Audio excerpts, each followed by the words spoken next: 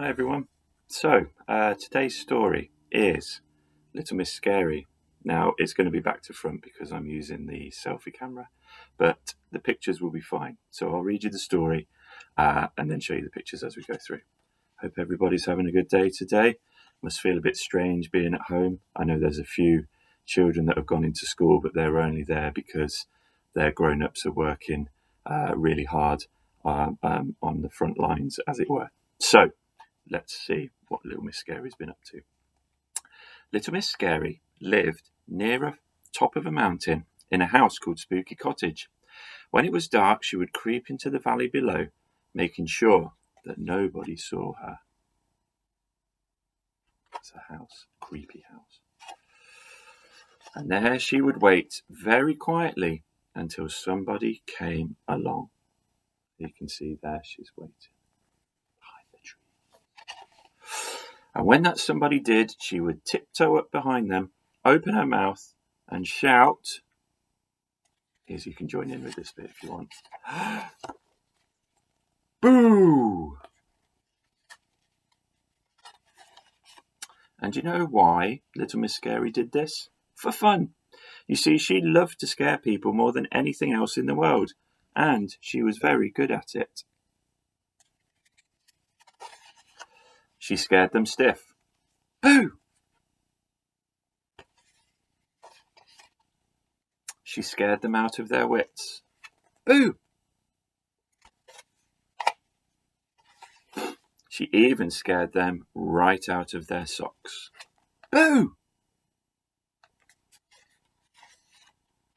About a week ago, Mr. Noisy went to see his friend Mr. Jelly. Mr. Noisy was worried because he hadn't heard from his friend in ages. When he got to Mr. Jelly's house, he knocked on the door.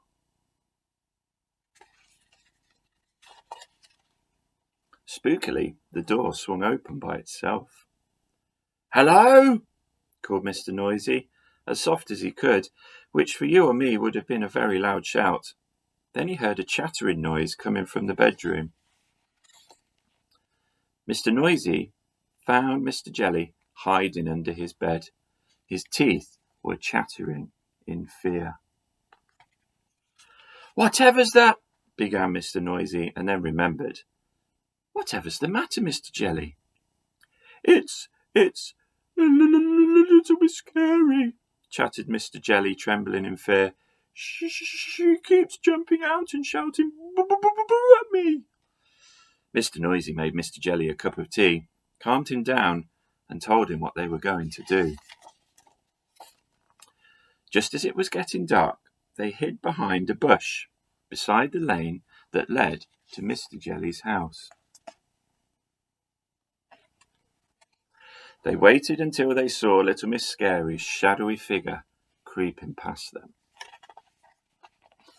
Then Mr. Noisy and Mr. Jelly crept out from their hiding place, tiptoed up behind Little Miss Scary, and, at the top of their voices, shouted,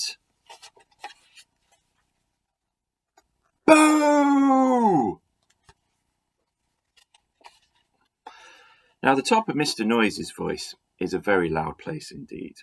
So loud that Little Miss Scary leapt 5 feet into the air, and when she came down, she ran for her life. She didn't stop running until she was hidden under her bedroom, in her bed, in Spooky Cottage, at the top of the mountain. "I don't think you'll be seeing much of her for a while, Mr. Jelly," chuckled Mr. Noisy. "Mr. Jelly? Mr. Jelly!" But there was no sign of him either.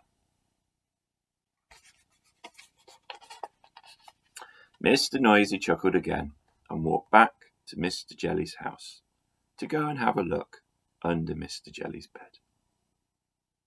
So I thought, why not have a go at creating maybe a scary mask this afternoon?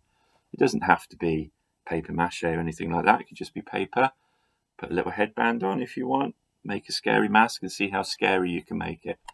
And then you can take a picture of it. And if you want to, email it to me and I'll have a look at it and see who's got the scariest mask. Okay? Have a great day. Stay safe. Don't go outside unless you really need to. and then I'll be back tomorrow to read another story. Okay, see you soon. Bye.